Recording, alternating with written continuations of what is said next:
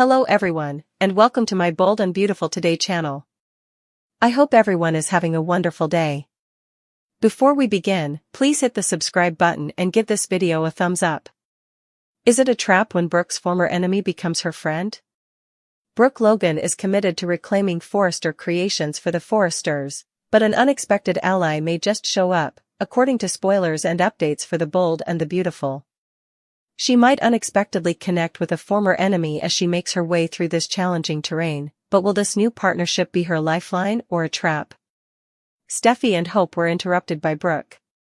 Upon entering the room, Brooke discovered Steffi Forrester and Hope Logan engaged in a heated discussion on the February 13th episode's takeover of Forrester Creations. She sensed the tension and hurried out. As she made her way to the CEO's office, she discovered Daphne Rose fervently attempting to convince Carter Walton that his achievements at Forrester Creations include substantial sacrifices. Brooke initially questioned Steffi's intentions when she returned to work, but she quickly saw that Steffi was using a similar tactic, playing on Carter's moral sensibilities.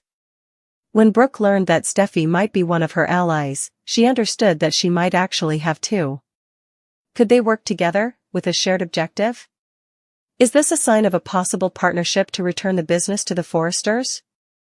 Even if Brooke had the desire, it's unlikely that she would have backed Steffi's original plan to keep Hope and Carter apart. When Hope was insulted by Ridge Forrester, Brooke resolutely kept her position.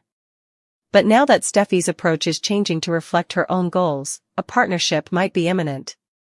Zend Forrester might take over and attest to Brooke's continued attempts to return the business to the Forresters in the event that Steffi doubts his dedication to their common objective. Even with a shared objective, collaborating might still present challenges. Brooke is determined to steer Carter away from his poor decisions regarding the LLC, even though she may not want to break Hope and Carter up. The risk to Steffi herself is the only issue with the possible partnership between Steffi and Brooke. Steffi has already admitted that her parents' reunion has been a benefit of the firm takeover. That delicate relationship can be jeopardized if it becomes out that Brooke has been working behind the scenes. Although Brooke never intended to work with Steffi, having a partner could help her get closer to her ultimate objective, which is what she values most. Brooke's agenda, Carter's face-off. Here are the spoilers for Monday, February 17, 2025's episode of The Bold and the Beautiful. Fans may anticipate Carter Walton and Ridge Forrester facing off in the upcoming episode. In another scene, Steffi Forrester Finnegan, played by Jacqueline McInnes Wood, and Taylor Hayes, discuss Brooke Logan's plans. Let's discuss what will happen in the upcoming episode of the CBS soap opera as you continue reading. Logan's freaking out, I hope. Carter will likely be devastated by Hope Logan's outburst in the upcoming episode. Carter believed he could be straightforward with Hope. Therefore, Carter revealed what was truly bothering him and acknowledged that the takeover seemed inappropriate. Carter wanted them to both apologize to Steffi and Ridge. Hope, however, had a bit of an outburst and refused to do it. Hope remarked that things couldn't return to normal when Carter attempted to present her with the rare diamonds. Then she bolted outside. Spoilers for The Bold and the Beautiful. Brooke gets crude with Daphne and Steffi. Ridge Forrester's intercourse. Hope had actually left Carter with blood on his palm when Ridge arrived at the Forrester Creations office. Ridge spotted Carter after Hope had gone. Ridge only stated, "He who wears the crown is heavy." This might be an excellent chance for Carter to do what he really wants to do, which is to just apologize and return the company. Carter doesn't really need Hope to put things right because the paperwork just have his name on them. Brooke Logan's goals. According to teasers for Monday's episode of The Bold and the Beautiful, Taylor and Steffi will be chatting about Brooke. When things got heated with Hope, Steffi might let Taylor know that Brooke was rushing out. Steffi may also mention to Taylor that Brooke appears to be betraying her own daughter. But Taylor and Steffi will also discuss Brooke's real motivations. They believe that Brooke is only acting in this way in order to win Ridge back. Spoilers for Monday, February 17th of The Bold and the Beautiful, Carter's face-off, Brooke's agenda. Now that Hope is running out, it appears that Carter's perspective is beginning to change, and the business may once again belong to its legitimate owners. but Carter becomes a little obstinate and refuses to back down from Ridge. February 17, 2025, Monday. When Steffi discovers the truth about Luna Nozawa's, Lisa Yamada, father, fans may also witness what transpires. Despite the fact that Luna is a prisoner, John Finn Finnegan, Tanner Novlin, would probably wish to communicate with her in some way. It might be too much for Shin to handle, though, between Luna and Sheila Carter Sharp, Kimberlyn Brown. Brooke is in dire need of a new man. She can only do the same cycle of washing, rinsing, and repeating so many times, right? Spoilers for The Bold and the Beautiful, Brooke really needs a new man. Naturally, we are referring to Brooke Logan from The Bold and the Beautiful because there is a rumor that she may resign from her role as CEO of Forrester Creations in order to win Ridge Forrester back now that he has retreated into Taylor Hayes' embrace. Does she actually need to do this, though? Brooke is in a great position. Begging for someone like Ridge to return when he should be crawling to her is the last thing she needs in her life right now. This is the reason why so many fans of The Bold and the Beautiful believe that Brooke should have a new romantic interest on the program. He has the potential to be younger, more attractive, and everything Ridge hasn't been to her over the years. Furthermore, fans of B&B no longer want to see this plotline developed. So Brooke is now the new Taylor, is one reaction made by some on social media. Not to add how poorly he treated her and what he said about her daughter, another admirer wrote, begging this slob to come back to her, knowing he's sleeping with a second choice. And she's pleading with him to return to her? Ridge and Taylor move off somewhere far, far away, and bring on a new boyfriend for her. Spoilers for The Bold and the Beautiful, what will happen to Brooke Logan next? Additionally, this comment was made, is it possible to find Brooke a new partner similar to Steffi's relationship with Finn? Despite his advanced age, Ridge has no idea what in the world he wants. This man will continue to flounder till he is on the verge of passing away. A guy who never shied away from voicing his ideas, especially when they were controversial, Ridge Forrester had long been renowned for his razor-sharp wit and unwavering confidence. Tensions had been seething beneath the surface at Forrester Creations for a few weeks, and now Ridge made the decision to target Carter and Remy, two of his most vicious opponents, in a moment that would become the talk of the town. The scene took place during a high-stakes board meeting that was already full of thinly veiled insults and power struggles. With that trademark half-smile, Ridge nonchalantly leaned back in his chair and began a rant that would leave everyone in stunned stillness as the room hummed with expectation. He started off by making fun of Carter's recent mistakes, including his incapacity to adapt to the changing dynamics of the business, his hesitancy to make decisions, and even his physical flaws, which Ridge implied were indicative of his general inefficiency. His tone was a mix of sardonic humor and calculated scorn. Even though his words were veiled in humor, they carried the weight of years of professional rivalry and personal resentment, and the room fell silent as everyone turned their attention to the verbal spectacle unfolding before them. Carter, Ridge drawled, his voice dripping with irony, it seems the only thing you're good at is following orders, like a puppet with no idea who's pulling the strings. Ridge wasn't done, though. With a well-honed ease, he shifted his attention to Remy, a man whose recent attempts to establish influence within the organization had only succeeded in revealing his weaknesses. And Remy, I see you've been attempting to make a small niche for yourself, haven't you? Ridge added, his eyes hardening. A desperate attempt to emerge from the shadows and into the spotlight, even if it means demonstrating to everyone how little substance you have. His critical comments was punctuated with a laugh that echoed across the room, combining amusement and disdain. Remy's face flushed with shame and rage, but Ridge continued, his tone becoming even more acerbic, before he could come up with a counter-argument. One of you is stuck on incompetence, and the other on ambition without skill. You both remind me of broken records. It's almost funny how you both rush for attention, believing that a few showy gestures will hide the reality that you are both just background noise in a world that needs real leadership and direction. Ridge's comments became increasingly personal as the discussion went on, hitting on every possible target. He recalled times when Remy's aspirations to surpass his peers had only led to pandemonium and lost chances, and times when Carter's hesitancy had cost the company dearly.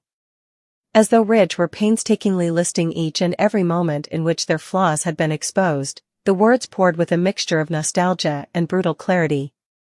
"I recall a period," he said out loud, "when we valued cooperation and every choice was made with Forrester Creations' best interests in mind.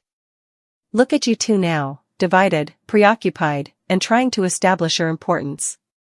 His voice rose, reverberating off the boardroom's marble walls as he questioned their competence with a level of authority that left little opportunity for dispute. But newsflash, in this business, deeds speak louder than empty promises and half-hearted efforts. Ridge's remarks betrayed a deep-seated annoyance that went beyond simple professional competition behind the surface of humor and bluster. The Forrester legacy, which required excellence, innovation, and an uncompromising dedication to the company's future, was the foundation around which he had built his life. And now, before his peers, he had to face the fact that the individuals he had previously trusted to guide that future were now the epitome of ineptitude and mediocrity. Every caustic remark and sarcastic remark was a finely crafted arrow that was directed not only at Carter and Remy's reputations, but also at the core of all they stood for: a lack of foresight, an unwillingness to adjust, and a failure to rise above trivial arguments. "You see, we're not here to play at business like kids in a sandbox," Ridge said in a low, firm voice. "We are here to establish standards, transform the sector, and continue a multi-generational heritage. And perhaps it's time to let someone who genuinely knows what it takes do the heavy work if you are unable to keep up." As Ridge's remarks took hold, the boardroom was filled with whispers. A few top executives shuffled uneasily in their seats, keenly realizing that the altercation was a clear statement of the times at Forrester Creations and not just a personal grudge.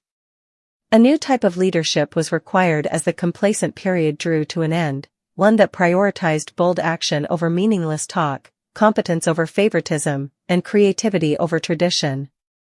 Ridge positioned himself as the standard-bearer in this changing environment, the person who could guide the business into the future free from the mistakes of the past. However, Ridge was well aware of the dangers even as he unleashed his verbal assault.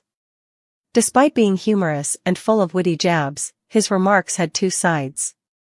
They pierced not just Carter and Remy but also the delicate web of affiliations and allegiances that had long characterized the Forrester family. Every word he said was measured, and every insult was a calculated risk meant to both excite his fans and reveal his shortcomings. He was aware that there was no margin for error in the realm of high-stakes corporate drama and that his belligerent attitude would cause a chain of events that would go way beyond the boardroom. The effects of Ridge's outburst were evident as the meeting came to an end. Remy clenched his hands in mute rage while Carter sat, his countenance a mask of wounded pride and boiling hatred.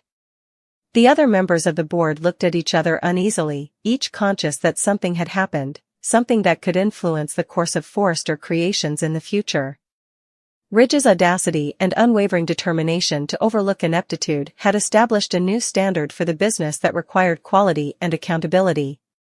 Even though he had spoken harshly, there was a sense of urgency in his words. It was time to move on, to break old patterns, and to welcome a new era when only the finest would lead. Forrester Creations' hallways were still filled with the echoes of that momentous encounter in the days that followed. The air was filled with whispers of change, of a new order arising out of the turmoil. Both Carter and Remy, who were now marked by Ridge's harsh criticisms, started to re-evaluate their plans after realizing that their futures at the corporation were now being closely examined. For many, Ridge's remarks were a wake-up call, a reminder that poor performance or unquestioned mediocrity had no place in a world as harsh as the fashion and business sectors. His message was unambiguous: you had no place at the table if you couldn't handle the situation. Despite its seeming cruelty, Ridge's satire served as a challenge for everyone at Forrester Creations to demonstrate their excellence. It was an invitation to take charge, to be creative, and to make a significant contribution to the company's heritage. And if some viewed his method as severe and unforgiving, others saw it as the spark that would eventually ignite a long-overdue metamorphosis. Ridge had decided to put his cards on the table in the high-stakes setting of the boardroom, where every choice might make or break the future. This revealed not just the shortcomings of his competitors, but also the possibility of a more promising and exciting future. The effects of that terrible day became more and more apparent as time went on. Ridge's severe criticism sparked conversations about reorganization, position redistribution, and even possible leadership changes. A new generation of executives who were keen to break free from the sluggishness of the past found resonance in his ability to communicate the need for change. In addition to upending the existing quo, the altercation had started a chain of events that would compel the entire organization to reconsider its goals and reshape its future. For Ridge, it was a moment of victory as well as a significant burden. Although his statements were incisive and profound, they also bore the weight of his personal hardships, the pressure to maintain the Forrester legacy, the ongoing fight against complacency, and the unshakable conviction that the company's success and adaptability were essential to its future. In that moment of unrestrained candor, Ridge had not only exposed Carter and Remy's failings but also his own vulnerability, a readiness to jeopardize everything for the sake of advancement, even at the expense of his former closest supporters. In the end, the altercation marked a sea change for Forrester Creations. It served as a sobering reminder that change was unavoidable in the rapidly changing fields of business and fashion, and that the only people who could succeed were those who were prepared to face harsh realities. Ridge's unwavering quest for perfection had established a new benchmark, pushing everyone to either rise to the occasion or fall short. And once everything was said and done, the legacy of that day endured, a tribute to the strength of fearless leadership and the unwavering determination to create a future that was both inventive and uncompromising. A new age, one in which only the most tough, resourceful, and visionary would succeed, and in which every setback was simply a stepping stone on the route to greatness, was ultimately called for by Ridge's derision of Carter and Remy, which went beyond a simple personal grudge. Carter's eyes narrowed as he stepped into the tense atmosphere of the boardroom that fateful February 17th, where every word, gesture, and glance carried the weight of decades of power struggles and family loyalties, and in that charged moment, the very air seemed to crackle with anticipation. For years, Carter Walton had served as the steadfast legal guardian and voice of reason for Forrester Creations, carefully navigating the treacherous waters of corporate intrigue and personal vendettas with a measured calm that belied the storm raging within him. But today was different. Today, in a showdown that had been brewing beneath the surface for far too long, he was determined not to be overshadowed or cowed by Ridge Forrester, a man who embodied both the arrogance and brilliance of the Forrester legacy, yet had, over time, come to represent everything Carter had long struggled against. As the meeting commenced, Ridge's customary air of unassailable confidence was unmistakable. He leaned back in his chair with a smirk that suggested he believed the outcome of today's discussion was already written in stone. Yet, as the conversation shifted to pivotal decisions that would shape the company's future, Carter's voice, firm and resolute, rose above the murmurs of discontent in the room. With a deliberate cadence, he began to challenge Ridge's proposals, questioning not only the strategic wisdom behind his latest move, but also the moral and ethical underpinnings that had guided his actions over the past several months. It was not just a matter of corporate policy, it was a matter of integrity, of safeguarding the very soul of Forrester Creations from the corrosive effects of personal ambition and unchecked power. Carter's challenge was both a personal and professional rebuke, as he recalled past instances when Ridge's decisions had put the company at risk, when his penchant for taking shortcuts and making deals behind closed doors had led to chaos and bitter fallout. His words, measured yet searing, resonated with the board members who had grown weary of the constant internal bickering and the destabilizing influence of personal grudges on the company's operations. "Ridge," Carter began, his tone calm but unyielding, "we are at a crossroads. The decisions we make today will define our legacy for generations to come. I cannot, in good conscience, allow our future to be dictated by personal vendettas or reckless ambition."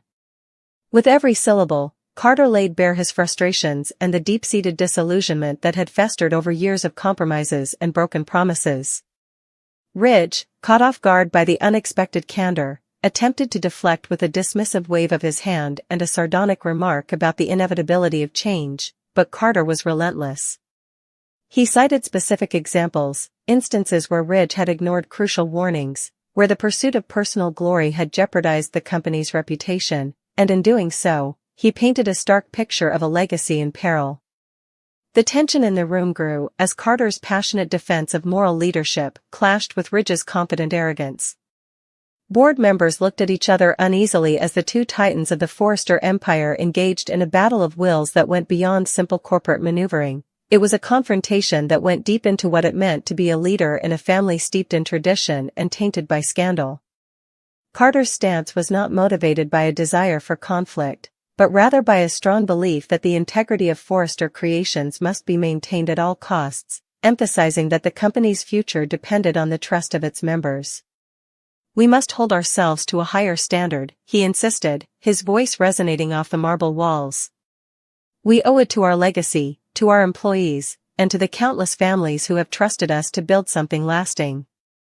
The room fell silent as Carter's arguments took hold, each point carefully crafted to challenge the status quo and demand accountability from those who had grown too comfortable in their positions of power. Ridge's retort was laced with bitterness and a hint of regret, as he acknowledged, albeit reluctantly, that times were changing and that the old guard might soon give way to new, more principled leadership. However, his words, delivered with a swagger that had once defined him as a confident visionary, now revealed a vulnerability that few had witnessed before. The showdown had become a pivotal moment, a public reckoning that could very well determine the future direction of the entire Forrester dynasty. The debate became a microcosm of the larger struggles within the company, reflecting the tensions between tradition and innovation, loyalty and self-interest. As the discussion went on, tensions ran high as Carter's passionate defense of ethical business practices clashed with Ridge's attempts to defend his actions as necessary sacrifices in the pursuit of progress. Carter's eyes glowed with a mixture of determination and sorrow as he recounted how the relentless pursuit of personal agendas had repeatedly eroded the trust that once held the family together. In sharp contrast, Ridge's expression hardened into one of defiance, as if to challenge Carter, and by extension, everyone in the room, to realize that his way, however flawed, was the only way forward in a cutthroat industry where only the strong survived. Carter's words resonated with the passion of a man who had given everything to the company, only to be met with disdain when his loyalty was questioned. The stakes were higher than ever, and the boardroom had become a stage for an epic confrontation that would reverberate through every corner of the Forrester empire. However, beneath the surface of this high-stakes corporate conflict lay a deeper, more personal layer of betrayal and unmet expectations. For Carter, the battle was not just about the future of Forrester Creations, it was about regaining a sense of dignity that had been undermined by years of being ignored and undervalued. Outside the boardroom, however, rumors of the altercation started to circulate through the Forrester Creations hallways, sparking a flurry of conjecture among employees, family members, and fans alike.